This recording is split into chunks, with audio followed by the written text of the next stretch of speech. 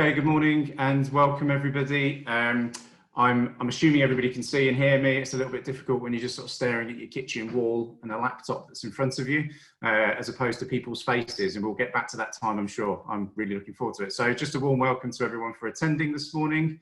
The room's filling up quite nicely. So we've had some pre-match nerves just before coming live. There were some technical problems, but everything seems to be working in order now. So please do bear with us if things do go the other way. So yeah, just while we're getting everybody into the room and welcomed, so I just wanted to give a bit of an opening really to why we're doing it. So those that don't know us, and there'll be some in the room that do. So we are the One Group. So we are a specialist recruitment organisation with a good regional presence around Cambridgeshire, Northamptonshire, Lincolnshire, and then going down into the sort of Beds, Bucks, kind of Northern Home Counties borders with Milton Keynes, etc. Today's not about us though. You know, I'm not here to pitch our recruitment services to you by any stretch. You know, the current situation that we're all facing has really had a huge drastic effect on our market, much like everybody else. So what we're keen to do, even more so now than we ever have done, is put on events like this that are going to be able to add value and to continue to engage with our clients and our candidates. You know, it's really important in this time that we are having an opportunity to still add value. So we do open up any comments here, and we do really want people to participate with feedback. We can shape what we're doing in terms of this webinar content, and this is actually the 5th in the series that we've put together. So we have done a number of these now, and I'll give you some detail on the next 2 that we've got in the in pipeline as well. So the things to make you aware of today. So we have muted everybody just in terms of our own sanity, so we're not hearing everyone's dogs barking. Mine might be enough. And doors going, etc. So we've muted everybody, and everybody's video should be off. So keep nice and simple. We're going to be running a few polls throughout. So I think there's about 7 polls that Julian's going to be launching. And this is to get some information of the audience. You know, who's here, you know, some feelings and understanding about what's going on in the minds of us all at the moment. So they'll be running, so if people can participate in those, we will then share the information at the end. And we will then follow up so you can see the results of what those polls have been. And there's also the chat room as well. So for those that don't know this platform overly well, if you look at the bottom, you should have a chat function, a chat icon where you can then type a message. Julian will then see those messages in real time, and he'll get a good opportunity to answer the ones that are most pertinent to the topic that he's talking about at that time. We won't get through all of them. I've just sort of set the scene now, just to keep it within an hour. So please be patient with us. If there's a common theme with some of the conversations and questions that are coming through, we'll do our best to make sure they're answered on an FAQ sheet or something at the end. So just to give those in the room an idea about what else we've got going on. So in the next sort of 2 weeks, we've got, or the next week, we've actually got, it's on the 30th, which is Thursday. It's Emotional Intelligence with Sean Beck. So Sean did a great webinar with us a couple of weeks ago about remote working and coaching people in that environment. So we have got a follow-up on that, which is regarding emotional intelligence. And then we've also got a follow-up to the very popular one from Mills and Reeve with David Mills, which is a follow-up around furlough. So just an update there, some unanswered questions that may be happening. Obviously a big week this week for furlough and for businesses processing those furlough requests with HMRC. So we'll be doing that one on the 6th of May, but then also a real kind of understanding as well about what businesses are going to need to do to prepare now, coming out of furlough. So furlough has now been extended to June. What happens next? You know, and this is where businesses are going to have to take a real sensible approach on what the rest of their year looks like. And we're hoping Mills and Reeve can give us some insight. So without further ado, we've got a good amount of people in the room. I just want to hand you over to Julian. So Julian has supported the One Group now for a number of years. He'll be bored of me telling this story because Julian actually came to the business that I work for, so the One Group, a good few years ago now, and did a well-being session with us. I entered the session with Julian thinking I was perfectly fine. I could cope working a 12-hour day with no issues. I was completely, my emotional health was in complete good state. You know, I didn't have any issues. And then I actually had an hour with Julian and then realized that I probably needed a private session with him because I realized that I probably wasn't managing things as well as I thought. So, so Julian's got a great way of kind of letting us look at ourselves internally, you know, understanding what we are and who we are. And if we can do that well enough, we can then manage our teams and also look at their health and their well-being, all these things that are really important and pertinent right now. So enough from me. I'm going to go and I'm going to hand you over to Julian. So yeah, good luck, Julian. Thank you very much. Thank you very much, Mark. Before I go any further, I've got very, very slight technology fears. So I can't see my own video, and I just want to check that you can all see me and that you can all see the slides. So could just one person type into the chat room, yes? And if I get one yes, I'm going to assume, thank you very much, Valerie, then you can all see me, you can see my slides. Okay. What am I going to take you through today? Brief intro into me, just because it helps you to know why I'm here and what I do. I'm going to talk a little bit about the subject of happiness, which can be a bit of a Marmite subject, and I'll explain why a little bit more. I'm then going to introduce you to a model that we developed that we call My Internal World. And I'm going to introduce that to you as a free resource for you and your teams at the end of here as well. And it's free until the 21st of June. But my intention is to take you through each separate area of My Internal World, explain maybe its relevance to us as humans and its relevance to the current situation that we're in as well. And then what I want to do is I'm going to introduce the odd poll into each slide. And I'm going to ask you reflective questions to reflect upon your own circumstances and your own situation. And the objective of those polls is just for us to take a temperature check at the time, and we'll share that data with you afterwards, and we'll make sure everybody gets that in the follow-up email that goes in afterwards.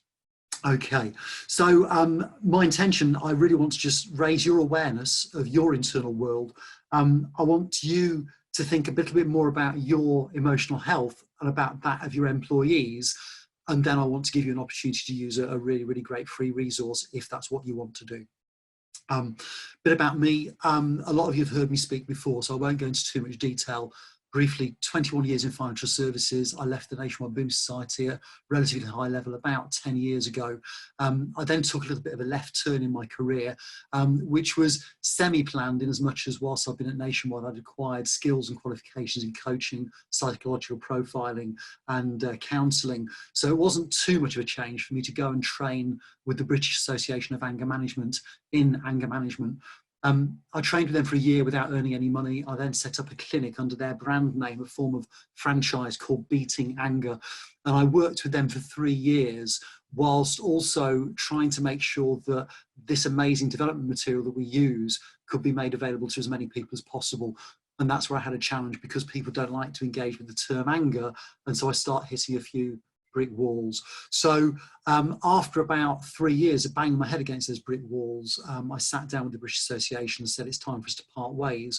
And that's when I set up Calm People. So Calm People are emotional resilience specialists. We work in businesses of all shapes and sizes. Probably our largest clients are Virgin Media, LV Insurance, Morrison's, people like that, all the way down to SMEs. And we work everywhere in the UK and occasionally in Europe. The purpose of this is to introduce you to a project that I've been working on for 2 years. About 2 years ago, I asked myself a question, which was, could I actually measure how happy somebody is and then help them to be happier? And what started off as a really simple question turned into a project, and that project turned into work that we've been doing for the last 2 years. And that project turned into us developing a questionnaire and a whole website that supports people's emotional resilience and emotional health. And I'll come on to that in a couple of slides later. The subject of happiness is a bit of a Marmite subject. Some people wonder whether you can ever be happy. Some people who you may work with, you'll sometimes wonder whether they are ever going to be happy. And of course, what everybody means by happiness is a perfectly subjective area. So what I'm going to talk about for this context really is happiness is that I feel emotionally healthy and I feel emotionally strong. And then I'll touch into the vagaries of happiness when I come into one part of our model and touch on that at some point. So that's enough talking about me. Let's have a look at a couple of stats first of all, as I happily touch my keyboard and realise that it's not working the way I want to. So, now it is, that's okay then. We're on our way. Okay, so let's look at what happy workplace might be. There's a lot of stuff going on about happy workplace at the moment, and a lot of people get the idea that, you know what, they can put in place a few little interventions like a foosball table, a table tennis table, and actually we've got no idea as we come out of this coronavirus crisis as to what a workplace is going to look like, let alone what a happy workplace is going to look like, and we've got all that to confront as we go through it. What we do know is, whilst other people are putting interventions in place of various different sides, is that we've got 595,000 people suffering from work-related stress, depression or anxiety, and we've got 15.4 million people, 15.4 million days lost due to work-related stress. So what a happy workplace is, and actually how happy people are, can become two different things. Whatever your view of a happy workplace is, what I know from my own experience and my own expertise is actually that a lot of these things are window dressing, and the truth is that happiness comes with it from within. Now, a lot of you who know me know that I'm not a tree-hugging hippie, but I do genuinely know that actually the person who's got the greatest influence over my level of happiness is me. Therefore, actually, possibly one of the greatest gifts we can give our employees and our teams are the tools to enable their own levels of happiness, and thus their own levels of being able to be engaged in the workplace. Happiness, is it worthwhile in the organisation? Well, according to this graph, it is. And as you all know, if you put something on a graph, then obviously it must be true. This stuff came out in about 2015 and suggested that actually, you know what, there's about a 12% uplift in profitability if people are engaged and happy and they enjoy going to work. And then finally, I want to touch on this little bit of stuff that we came across when we started the My Internal World project. And this little statistic that came out said that 51 million adults in the UK feel stressed or overwhelmed at any point during the year. We did a little bit more research into that, and we looked at how many people are actually accessing the NHS for mental health, and that's about 12 million. It's about 1 million a month. And then how many people are accessing private counselling and psychotherapy every year, and the figures suggest that's about 14 million, which means that there's about 11 million people every year who regularly feel stressed and overwhelmed who actually get no help at all. And those and everybody else and all of us so-called normal people are the people that we're trying to help at My Internal World. So let me talk to you about our model and then talk to you a little bit about how that came about. I've already told you that it starts off with a question about whether we could measure how happy somebody could be. And that turned into a project. And the reality is it turned into a project where we designed a model for our overall emotional health. And you can see we've got a circle there with 7 areas in it. And we started off by designing an assessment around that model, which turned out to be about 120 questions. We then decided we better test that. So we went out to about 550 people with a few of our larger clients. And 94% of them said that it described them accurately, which we're pretty proud of because we're often giving people information back when we do the assessment that they're not fully aware of themselves. And 89% of them said that they would recommend it to a friend. What this assessment does is it generates a report, and that report has in it, across each of the 7 areas, an introductory section that gives you some education about what that area is about, and then it gives you personalised feedback based upon your answers, which is why we're so pleased that people say 94% accuracy in terms of describing them accurately. Those 550 people gave us some other information, and the biggest message they gave us was that actually if we were going to raise people's awareness with this really great rich information and rich data we were giving them, actually we also need to be prepared to help all of these people with the areas that we raise of areas of need for them. So we've spent the last year building an online development environment that supports everything that comes out of that report, and that's what we call My Internal World. So I'm building up to a poll in a minute. So I'm just going to describe each of these areas, and then I want to get your opinion on which of these areas you feel is impacting you the most during this crisis. Okay, so the areas we cover stress, which effectively is your relationship with stress. I think most of us are aware of that, and it's going to be on the next slide. we talk about feelings, and what we really mean by that is how well we deal with and how able we are to deal with our feelings of vulnerability. It's one of those oxymorons where the emotionally strongest person is the one that can genuinely allow themselves to be vulnerable in a healthy way. We also look at our self-esteem, which is our sense of self-worth, which a lot of people will tie up in their jobs and therefore might feel quite threatened by that at the moment in the present climate. We look at the past, which is basically whether we've had any traumatic incidents in the past and whether we're still hanging on to those, whether they're still haunting us, whether we need to do more about those. And then we look at our relationship with our physical self as well. And that's really about our emotional relationship with our physical self, because that's a two-way street. You know, my physical health impacts my mental health impacts my physical health. We also look at our outlook, which essentially is, if you want to flip a coin, are you glass half empty, are you glass half full? And it's interesting, I'll touch on this again later, we're noticing a lot of people who would have styled themselves as optimists who are beginning to realise that their optimism is not as strong as it could be in the current climate. And then finally, we look at this interesting thing called meaning, and whether we feel we have meaning and purpose in our life, which can often tie into our self-esteem. And as I talk through all these, you'll realise that there's crossover amongst all of these areas. So hopefully Mark is going to be able to put this poll up for you now. And really what I'd like you to do is just from your own personal perspective, answer this question: which of these areas I've described to you of your emotional health are most challenged and most impacted by the current crisis? Is it your relationship with stress? Is it your relationship with your feelings? Is it your self-esteem? Is it your relationship with the past? Is it your relationship with your physical self? Is it your outlook? Or is it your sense of meaning? Okay, and we get some answers going in there now, which is brilliant. Thank you very much. And I'll just give you 10 seconds to work on that.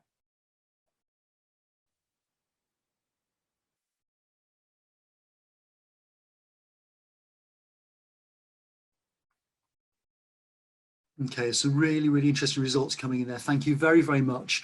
And 80, 90% of you have put a vote in there. It's absolutely brilliant. So Mark, if you can close that poll off, then what I'm going to do now is I'm going to spend the next half an hour taking us through each individual area of my internal world.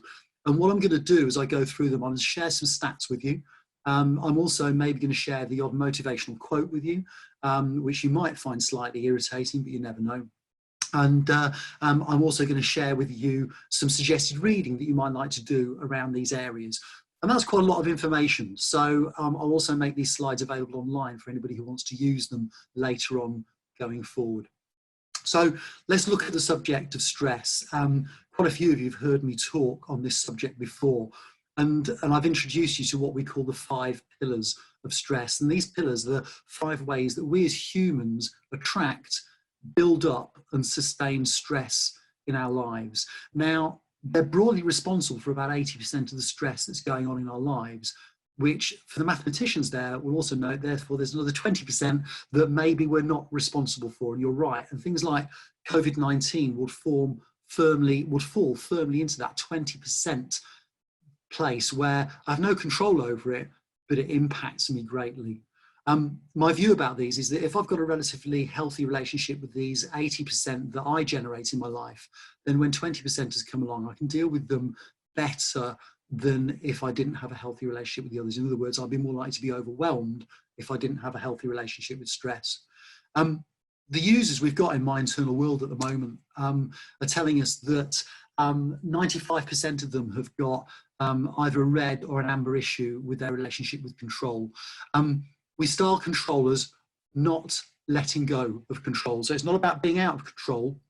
It's about the fact that I'm unable to let go of control. Okay. 90% of them are putting themselves under pressure in these circumstances. 87% are not making themselves a priority. I'll come back to that in a second. 77% are seeking approval. 67% have an issue with trust, and that breaks into 2. So just to give you a bit of background to these, the ways we attract, build up and sustain stress in our life are that we are unable to let go of control. So there's plenty of situations where I have no control, where I generate stress is by still trying to control those. We generate stress by putting ourselves under pressure. And we generate stress by not making ourselves a priority. And we also generate stress by seeking approval from other people unnecessarily quite often. And then we also generate stress by either not trusting ourselves or not trusting other people, okay? And these pillars, they all have a positive side because they can really motivate me and they can also protect me, okay?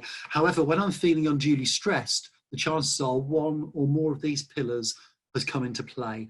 And these statistics, which come from over 1,000 people in the system, are telling you that actually we've got some high levels of stress going on within the people who are using my internal world at this present time. Okay, so I'm going to give you a nice little trite quote, which is this one from Sidney Harris. The time to relax is when you don't have the time for it. You know, those moments when you're thinking, my God, I really don't have time for anything at the moment. Those are genuinely the times when you need to make even more time to look after yourself. A lot of us have a lot of people relying upon us. So I'll bring in another quote, which is a trite one again, but it means what it means, which is that self-care is not selfish. We need to take care of ourselves in order that we can protect and care for other people as well. If you wanted a bit of reading on this, then actually you could try reading 2 books. I'm going to bring my ego into this now. There's one which is called The 5 Pillars of Stress. That's on Amazon as an ebook, and I wrote that. That is available at a launch price. It only launched recently of £1 per copy for a download, so you're welcome to go on there, download it from Amazon. If you want another one from another well-renowned expert, obviously I'm putting myself in the same bracket as Robert M. Sapolsky, Why Zebras Don't Get Ulcers, which is a really fantastic read and gives you a great idea of the intricacies of stress, why it's there, the good part, the bad part, and actually how we as humans tend to get addicted to it as well. I'm going to leave that subject now, except that I would just like to ask a poll question. So hopefully Mark can bring the poll question up. Knowing what you know about those pillars of stress, for you personally, which one's causing you the most issues at the moment? Is it not letting go of control? Is it putting yourself under pressure? Is it not making yourself a priority? Is it seeking the approval of others? Or is it not trusting others or not trusting yourself?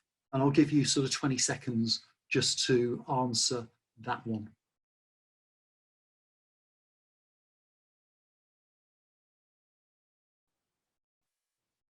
And whilst you're answering it, again, remember that if you went into my internal world, you can take a full assessment, it'll give you full feedback on these.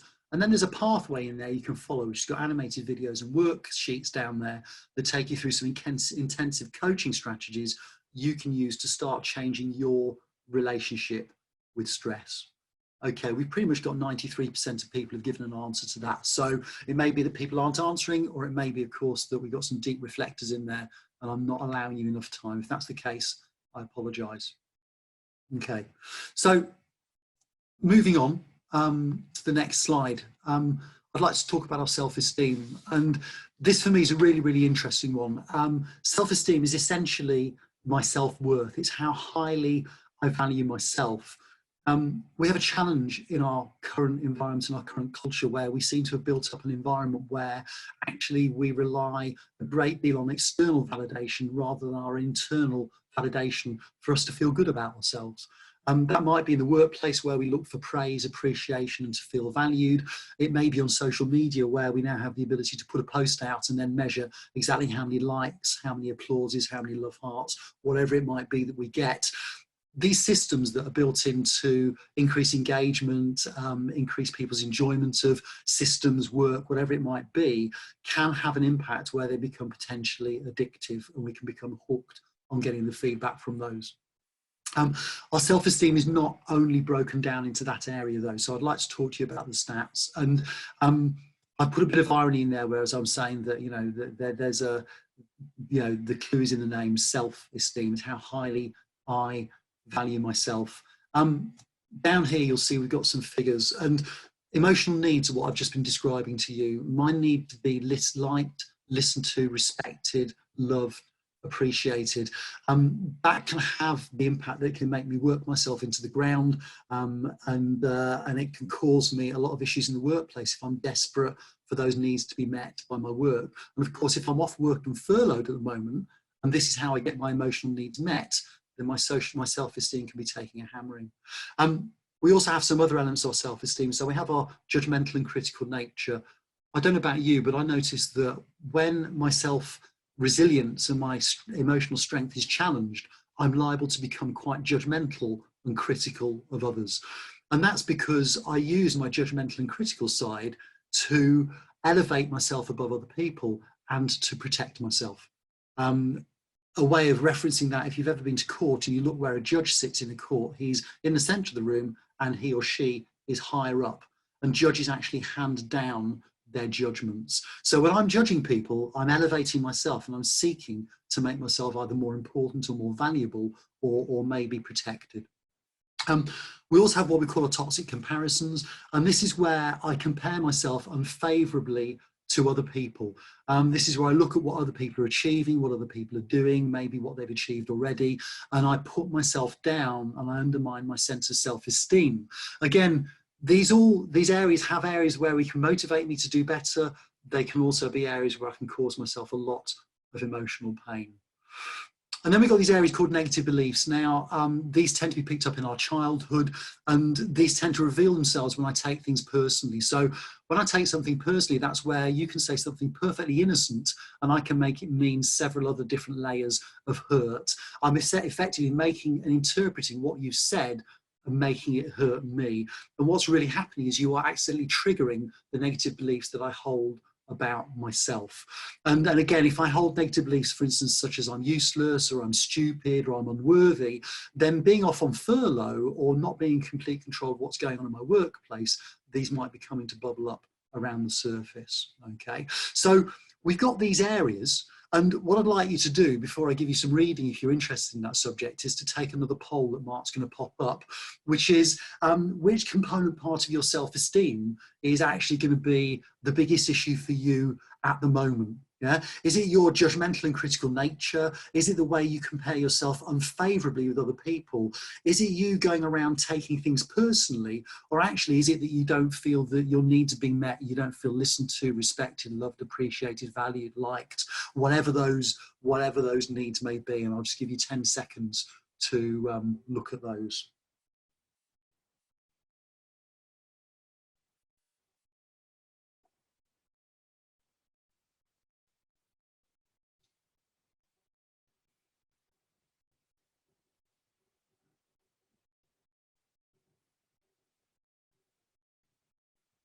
Okay, so we've got about 48 out of 57, and we'll close it off there. Thank you very, very much, Mark. So a couple of points to make. If a large part of your validation for you comes from your employment, then you're going to feel really, really challenged at the moment. And also, if you've got employees, they could be in a similar position. Low self-esteem employees exist all the time. They're not just in the times of COVID-19. And low self-esteem employees are going to be bouncing around your workplace, taking things personally, jumping to conclusions, playing the victim and judging everybody else very, very harshly. If you'd like some reading around that area, then hopefully this, he says, let's do that. And then that's going to fade. And then we can bring that in. A really good piece of reading, if you're interested in self-esteem and how you can build it in a really healthy way, is by a professor who's actually here in Derby, where I'm based, Professor Paul Gilbert. He's written a book called The Compassionate Mind. And that's it's a thick book, but it's a really, really useful book. Okay. So, I'd like to talk about our feelings, maybe I'll talk about my feelings. Okay. These are really, really interesting. You know, you see there, I've put up one feeling, I'll bring them all up there. We've got 6 feelings. These 6 feelings, the feelings that we are born with and we are hardwired to be able to feel and express from the moment that we are born. And you'll notice that there's only actually one positive feeling in there, because I only need one positive feeling to know when I'm feeling happy. The other feelings we've got, they evolved over time within us to help us understand or to protect ourselves and to be able to operate within the society that we work in. So, so we've got happiness, we've got anger, and then we've got these 4 feelings of vulnerability about being scared, feeling shameful, feeling sad, and feeling hurt. And the challenge we have in our environment and our society is actually that we do not value understanding how scared, shameful, sad, and hurt people are, because none of us really like to feel vulnerable.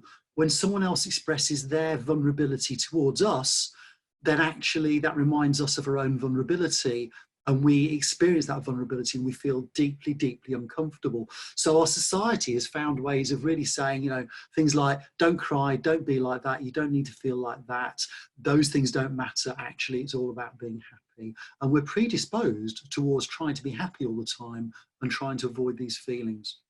The relationship most of us have with our feelings is that actually we want to be happy, we occasionally get angry, and those other four feelings of vulnerability, they tend to get dropped in a little box in our head, which we wrap parcel tape around, and then we stick a sticker on the side that says to deal with later, open brackets, maybe never, and we throw these to the back of our mind. It's what we call suppression, or it's called hiding our feelings, and we hope that they're going to go away.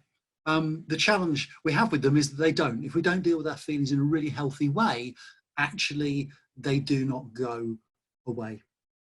What do our stats tell us? Well, our stats tell us that about 73% of the people we're working with currently in My Internal World have an issue around being aware of their feelings. So they've developed this level where they really are not aware of their feelings. 62% of them are experiencing unhealthy behaviours such as suppression and also anger around their feelings. And then we've also got about 53% who say they find it really, really difficult to express their feelings in a healthy way. Now, the challenge with these feelings is that they're hugely about vulnerability. I was writing some words last night for a video blog I'm going to do later on today, and I referenced Carl Gustav Jung, the Swiss psychologist, and he has a phrase where he says that, you know, happiness cannot exist without the counterbalance of sadness. And what he means by that is that if you cannot allow yourself to experience your fear, your hurt, your sadness and your shame, and also your anger in a really healthy way, then you're really never going to know truly whether or not you feel happy. So, for instance, those moments where you feel you're happy might just simply be relief because you don't feel scared anymore. They may not be true happiness, okay? And a lovely quote I have, which I carry around with me all the time, is Bill Spinoza, who says, what you can't be with will not let you be, okay? Let that sink in. What you can't be with will not let you be. If you continue to push away and hide and suppress and put them in that little box in your head, your feelings of vulnerability such as fear, shame, sadness and hurt, and for a lot of us also our anger, they don't go away. They come back and revisit you. And actually they revisit you with double the force. So those moments when we feel overwhelmed, those moments when we become overwhelmed by our feelings aren't always because the moment we're in is overwhelming. It's because the moment we're in has given all those other feelings we've been suppressing for so long permission to come in and overwhelm us. So if you genuinely want to have a decent level of control over the feelings going on in your life, you need to develop a really, really healthy relationship with them. If you want to do a little bit of reading around that, then you could try reading How Emotions Are Made by Lisa Feldman Barrett. And you could also read Say New World by Ruby Wax. She's got at least 2 other books out as well, but that's the first one she brought out, which is related to mindfulness, but it has a huge amount in there about feelings as well. And it's a really, really good read, as you might expect from Ruby Wax. I'd like to ask you to take another quick poll now, if you could. So Mark, if you could bring it up, very nice. Okay, so on a scale of 1 to 10, where 1 is poor and 10 is amazingly Zen-like, how healthy is your relationship with your feelings, do you think? You know, and that really goes into, you know, so how prepared are you to experience them? How good are you expressing them? You know, are you afraid of them? Are you proud of your feelings? How good is your relationship with your feelings? I'm really, really interested to see we've got quite a few people in the Zen-like box, which I'm really pleased. I'm really pleased because we need more people in that box. We need 100% of us to have a healthy relationship with our feelings. If there's one thing that underpins everything I talk about, it's this. It's absolutely this. Okay. So we've got about 80–90% of people have put a vote in there. So if Mark, if you could close that off, that's absolutely fantastic. Thank you very, very much. Okay. So I'd like to now go on and talk about the next area, which is the past. I'm not going to talk about this for in too much detail. And I'm not going to run a poll on this one either, because it can be a really, really sensitive issue for someone. And even though all the poll information you're giving us is entirely anonymous, still, I think it's a poll that some people might not want to necessarily engage in. So I'm probably at when I'm probably at my most vulnerable, that is when I'm likely to be most overwhelmed by my past. And again, bringing our COVID-19 crisis, being furloughed, all the issues we are experiencing with uncertainty at the moment, there's quite likely to be quite a lot of people out there who've got issues they've not really dealt with in the past that are now beginning to be either re-experienced or are beginning to be experienced in behaviours in trying to cope with the current situation. Okay, this relates quite often to unresolved trauma, and unresolved trauma can be anything from, as an example, a 2-year-old who gets lost in the supermarket at age 2 years old, said that twice already, all the way through to full-on PTSD for an armed serviceman, or rape or abuse, or anything in between. And I've experienced people who've sat there and shared with me that their parents choosing to move house when they were 10 years old was the most traumatic thing that ever happened to them. The key is that if you get a chance to healthily process those issues, then they needn't be a problem for you going forward. If you've not had support in processing any form of issues that you've experienced in the past, then the likelihood is that your past will continue to what we call hijack the present. Our figures tell us that about 90% of our users at the moment are avoiding something that's gone on in the past. About 54% of them are holding on to issues that have gone on for them in the past. 31% feel like they are victims of those issues that they've had in the past. And we've got about 60% of people who express themselves as having actually experienced trauma that they still know is unresolved within their past. So this can be a big, big issue. And I think we've seen these numbers rise substantially as we've gone into the COVID-19 crisis. So it's very, very interesting to see that people are becoming more aware of these things, maybe as they've got more time to think and be still and just do nothing. Because of course, one of our ways of coping with stuff that we don't want to cope with is to make ourselves really, really busy. I'm gonna move on. He says, looking at his watch, yeah, we're doing well on time. So if you do have any issues with that, I recommend counselling is a really, really good option. If you want to find a counsellor, you can go to the British Association of Counsellors and Psychotherapists website. Within My Internal World, we have a link there as well. And we also have some crisis pages for people who are there in crisis. And of course, if you're a decent sized employer and you've got an employee assistance program, there could be a section in there that allows for some free counselling sessions. And I'll tell you now, that's the least used part of any EAP scheme. And it's worth publicising that to your employees at this moment in time, in case they're not aware of it. Or maybe they've never taken advantage of it now, but now could be the time they could really, really take advantage of it. If you want to do some reading or want to recommend some reading, then Healing Trauma Through Self-Parenting by a lady called Patricia O'Gorman is a really good read. And that is, again, it's quite a tough book to read, but it's a really, really useful one, and I share it wisely. The next section we look at, our outlook on life. We tend to fall into two camps. We're either half glass empty or half glass full. Those of us that get labelled half glass empty by all of the half glass full people style ourselves as realists. We style ourselves as realists. Everybody else styles us as pessimists. As I said earlier on in my introduction, I'm noticing that this current situation is really testing this area for people, and people are beginning to genuinely ask themselves actually whether they've really ever been that optimistic or whether they've just been living on hope. And those are two different things. Yeah, someone who lives on hope can have that taken away from them, whereas a true optimist can genuinely look for the positive in every situation. And it's something that we can foster, and it's something that we can learn to do. But like so many other coping mechanisms, it takes time, it takes discipline, and it takes practice. What we are noticing is that, well, if I give you a stat, there's our stat, 47% of the people who are in our system at the moment are feeling challenged by their outlook, which I think is a really, really good statistic. A little bit like the feelings one I saw on the there on the poll in terms of the number of people who feel Zen-like. The fact that we're in the middle of a crisis and yet 53% of people are scoring green and actually don't have a problem with their positive outlook is a really, really healthy place to be. But it does mean that 47% of us are also feeling a little bit challenged on our outlook at the moment, and there's things that we could learn.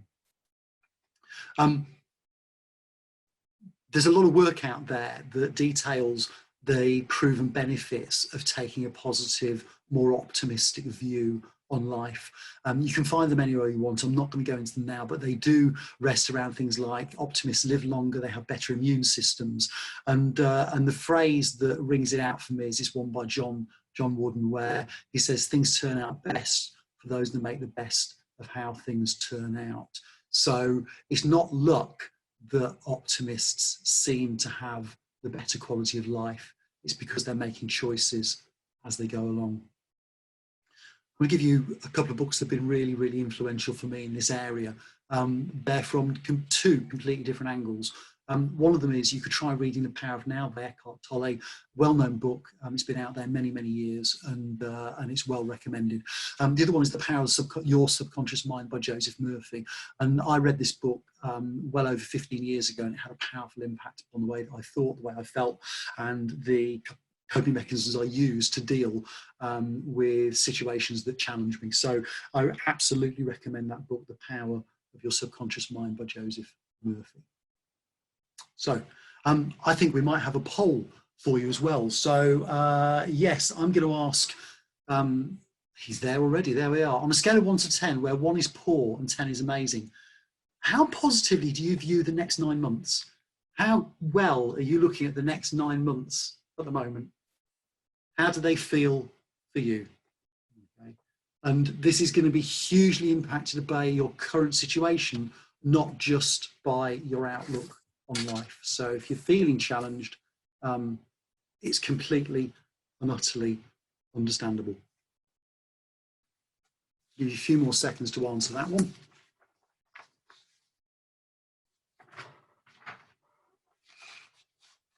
Okay, with 90% of people haven't given us an answer, I reckon Mark can close that off. Thank you very much, Mark. Okay. So the next sections of our internal world is our physical self. It's our relationship with our physical self. And I said earlier that that's a two-way street. How I feel physically impacts my mental health, and how I feel mentally impacts my physical health. It's going to impact upon things. Well, let's start off with the figures that we've got first of all then. So we measure these areas. We measure our nutrition. So in other words, how good my nutrition is, and we're seeing that 73% of people have got an unhealthy relationship with their nutrition at this moment in time. I imagine there's a fair amount of comfort eating going on at this moment. We're also noticing that 72% of people have got an unhealthy relationship with exercise, and that could go from one end of the spectrum to another. It could be that I'm doing none, I don't feel motivated, which is a phase that I personally went through about 2 weeks ago. Or it could be there's people who are over-exercising as their way of coping with the stress and the uncertainty that they feel that they're under at this moment in time. We also have about 52% of people who are recognising that their relationship with stimulants isn't great, and we're mainly looking at things like our relationship with smoking and our relationship with alcohol. So maybe we're drinking a little bit more. And then finally, we're noticing that 70% of people in the system at the moment are not getting as much sleep as they would like to get. And of course, if I'm not getting enough sleep, my ability to deal with the challenges of daily life is considerably reduced, and that can impact upon almost every other area of my internal world that I'm working on. So getting enough sleep is hugely, hugely important to me, and actually it's hugely important to our mental and our emotional health. So this then builds into things like our sleep, our weight, our energy, our mental health, and of course our immune system, because what I haven't mentioned already, of course, is that when my mental health is challenged, my immune system is challenged as well, because I regularly and often have unhealthy levels of adrenaline and cortisol flowing through my veins, and those impact upon my immune system. So I've got a slightly different piece of suggested reading for you here, which is The Wellness Sense by a man called Om Swami. Please don't be put off by his name. It's a really interesting book. And really what it's introducing you to is a almost spiritual and mindful relationship with food, which is also a way of really, really eating healthily and taking care of yourself physically.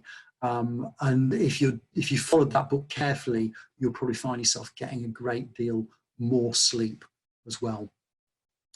My wonderful assistant Mark, if you bring up the next poll, please, which is that which part of your physical health is most challenged by current circumstances? Is it your nutrition? Is it your exercise? Is it your use of stimulants? Or is it your sleep? What's most challenged for you in the current circumstances? Because again, remember, this stuff can be so influenced by circumstances.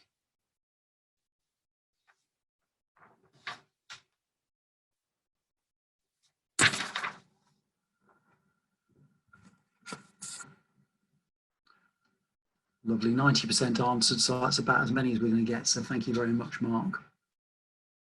Okay. And there's some really interesting figures. I don't know whether you see those on the screen at the same time, but some really, really interesting figures there. We're sharing the results. Thank you, Mark. You're getting good at this. 39% feeling their exercise has been impacted, 29% feeling their sleep has. Only 14% are drinking too much. I'm in there with that. And 18% is not getting the nutrition that they require. So, final subject that we look at in My Internal World, and he says, here we go, is our relationship with meaning.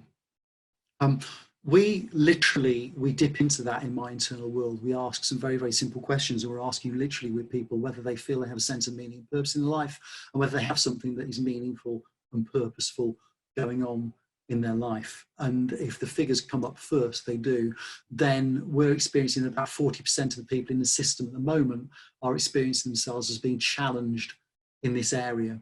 So what is it that goes on with meaning and purpose? Well, we'll often find meaning in many, many different areas, and the classic areas, but not the definitive areas necessarily, but the classic areas where people find meaning and purpose in their life are things like their career, maybe running their business, their family, their marriage, religion, and their spiritual side as well. And whilst I'm not someone who subscribes to a particular religious point of view, I have a huge amount of respect, and I encourage people to explore religion, particularly when they're looking at this area of meaning, because religions realized many, many, many years ago, thousands of years ago, that actually we find it difficult to understand that we might be only on this planet for no particular reason at all, and we might just be here to exist. And actually, we feel we need to have a sense of meaning. And religions are effectively built to give us a sense of meaning. And what they also do is they give us a sense of meaning, they give us a sense of purpose, and they also build in things like community as well. So they're really, really effective ways at helping people, building support networks, and helping people feel really, really connected. The advice I tend to give people when we're talking around meaning is beware of over-reliance or over-investment in one particular area. And I can give many examples of that. One is that I've known people who've over-invested in their career, and as we all know, circumstances out of our control can take a career away. So if something gets taken away very quickly that I've over-invested my sense of meaning in, then I'm now sat there thinking that life is meaningless, and that's a really, really difficult place to be. I've also known people who've over-invested their sense of meaning in their belief in religion, and then something traumatic and tragic has helped happen to them, and they've actually felt disconnected from that, and they've felt that they've lost a sense of meaning and purpose. So we tend to say that beware of over-reliance or over-investment in one particular area, and understand that our life changes and our need for meaning changes with it as well. So understand that this can be a moving feast, and we can be continually exploring different areas that give us meaning and give meaning to our lives, and that can sustain us when times are really, really challenging. And the great thing about having something meaningful in your life is that that is the thing that helps you get up in the morning and go, you know what, I'm going to greet the world, I'm going to have a great day. And even if it's not going to be a great day, I still know there's something meaningful in it. So it's a huge subject for all of us, which is why we included it in this model. Okay. If you wanted to do any reading around there, we're back into the Power of Your Subconscious Mind by Joseph Murphy, and another one is 7 Questions to Find Your Purpose by Richard Jacobs, and that's a really, really good book for self-exploration and for starting to ask yourself some really challenging questions about what might help you in this particular area. So I think we've got one final poll on that one, he says. Yeah, Mark, thank you. You're a mind reader.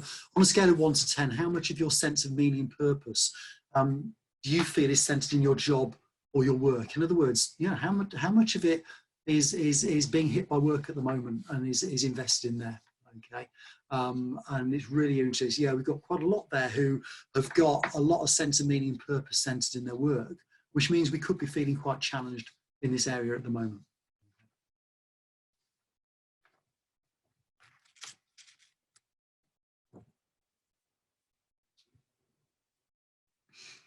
Okay, back up to about 90%. So thank you very much, Mark. If we close that one off, thank you. Okay, so that's a pretty good run through the My Internal World model. And I really just want to reiterate it and just tell you a little bit more about My Internal World. You've got those 7 areas. If you choose to step into that environment, you can do one of 2 things. You can either effectively turn left, take a full assessment and get a really intense report that gives you loads of information. And then you can use that report to guide yourself through the rest of the system. Or if you want, you can just go into the system and you can use the development materials that are there for you. And inside there are 8 different pathways.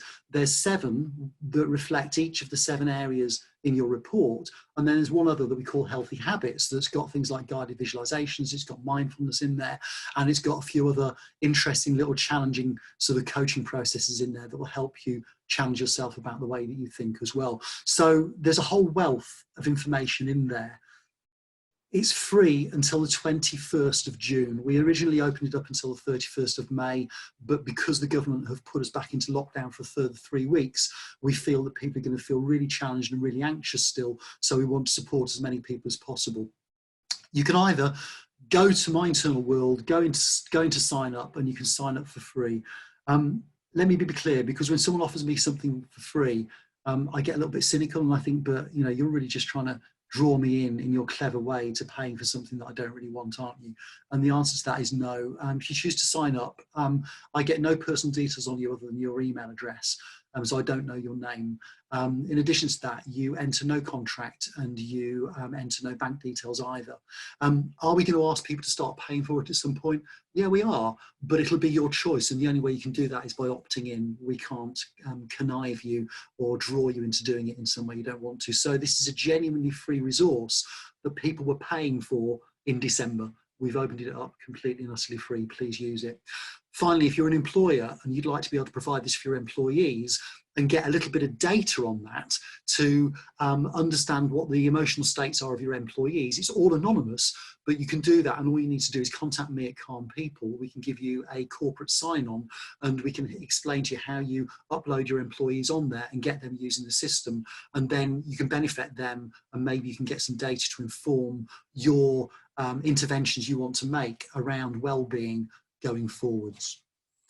And finally, that's just a summary of what you get in My Internal World. It's a detailed personal report on your emotional health, there's the health assessment, 8 different pathways, there's 35 plus videos, there's a personal progress dashboard, daily feelings check-in, book recommendations, ever-expanding library of emotional health articles, and then there's guided visualizations as well.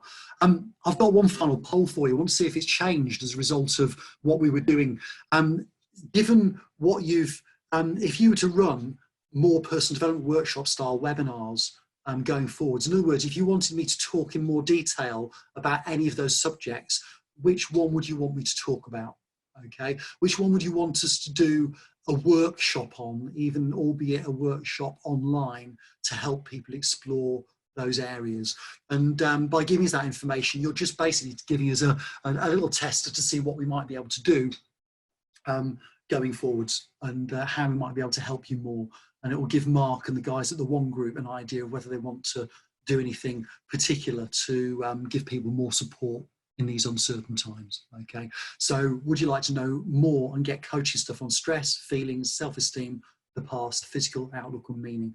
Bearing in mind, of course, that you might just choose to say, I don't need to see a seminar from Julian now because I can go into my internal world and I can get everything that I want out of that. So that might be your choice. Okay, so Mark, if you can close that one off, please. And I haven't noticed any particular questions coming up. In terms of time, I make it that we've got 6 minutes left. Mark might want to wrap things up. Are there any particular questions that anybody would like to ask at this moment in time?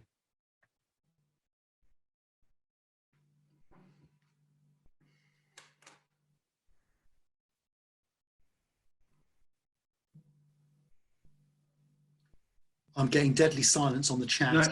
No, nothing which just demonstrates how good the content was, Julian. So thank you. So yeah, no, well, actually, there might be a couple of things. Yeah, someone's just raised their hand, I saw. Thank you, Catherine. Thank you very much. Pleasure. So just in order to conclude, yeah, there's some good comments coming through. Thank you, everybody, and I'm glad that people have got some value out of it. I'd like to thank you personally there, Julian, as well. I find you a very calming individual. You know, if you've got a podcast, I would like to download it because I think you would keep me at ease all the time. You also called me wonderful at one point. I don't think I've ever called wonderful, so I've entered my day now a completely new man. Also, just regarding the poll results, I just wanted to just say I can really ring true to a few of them. We will send these out to people as well, so you can see what we saw. But one of the big things that came up there was pressure. And I think people putting pressure upon themselves in this environment, and I can really understand and ring true to this myself, you know, and I actually think it leads into other things. You know, the pressure I was putting on myself when this first came, you know, was all driven by me. You know, I needed to exercise a lot of trust in everybody around me that they're doing the right things and doing things that they should be. And again, as managers, I think this is really, really important. If we don't have trust of our employees, then we're going to be acting at detriment to their well-being, but actually their productivity as well. But then also the approval. I've never seen myself as being a needy person by any stretch of the imagination, but I was really seeking approval that I was doing the right things, I was on the right track. And I guess as an individual, missed that personal connection of having my peers around me every day, where we're egging each other on, we're putting each other back on track, and giving each other feedback. You know, that's so, so important. So I think for me, learning from those things, and again, bringing those into the way that I'll certainly be approaching things now for the next few weeks, at least until we get more clarity, you know, is really helpful. Mark, there's one question in there from Guy. He wants to know, will we get a link to the recording? Absolutely, yeah. So thanks, Guy, and thanks, Julian, for highlighting it. Yeah, we will do. So in terms of the feedback, we'd like feedback from everybody. It would be great, it'd be really encouraging, just to see how good or the content, etc., was today, and any other topics that you would like to have discussed. It's really important to make sure that we're shaping these to our audience. So on that feedback email that we request, there will be a link to the video. We will share the slides, so you'll have the ability to kind of access those at your leisure. The other bits I wanted to mention, and we'll have this on the email as well, is the reminder of the other 2 webinars we've got so far committed in the series, and we will have more. You know, we're kind of assessing this almost weekly at the moment to make sure our content is relevant and for the market that people are wanting to hear. Next one, for those that didn't hear this morning, so emotional intelligence, and that's with Sean Beck on the 30th, which is a Thursday next week. And then with Mills and Reeve on the 6th of May is furlough and the unanswered questions. Obviously a very big week in regards to furlough this week, but then also what's next for businesses when furlough does end. It will end. So how do businesses react and what's the next step for them to consider? So that will be covered on the 6th of May. And yeah, apart from that, all that's really left to say is thank you so much to everybody for taking the time out this morning. Thank you to Julian and thank you to all stakeholders and partners that we've had that have participated to get these webinars off the ground really quickly, and so we can still deliver some great content. So if anybody does have any questions around recruitment, what the market's like, you know, are there areas that are still recruiting? Yeah, there are. Certainly more technical areas of IT and engineering. but the rest of the marketplace is unheard of. You know, we haven't seen much. So we'd just like to welcome people to ask any questions if they want to both me and to Julian. Sorry, Julian. Yeah, thank you. That's what I was going to say. I noticed someone called Julia raised her hand. I didn't know people would raise their hands. Julia, if you wanted to type your question into the group chat, then we'd be happy to answer it. But I couldn't think of any other way of getting your question over to us. Yeah, and that's a good point, actually. Anybody that does write anything into the chat function, we will make sure that the answers come through if we haven't already. So yes, we will be sharing the details of the forthcoming webinars as well, Amy. So yeah, we'll make sure that those are all on, and then we'll continue to make sure you're in the loop of any coming up from there as well. So yeah, another one there about sharing the webinars. Yeah, they'll all be there, and we'll make sure that you guys are kept in the loop of anything else that we're doing. Keep an eye on us on social media. Have a look at our group. Also have a look at my personal page. I'll try and connect in with as many people as possible. So just keep an eye on what's going on. So yeah, without further ado then, I'll bid everybody a farewell. Stay safe, stay happy, and thank you again, Julian, for today. It was really good. You're welcome. Thank you, guys. Thanks for attending, everybody. Thank you. Take care.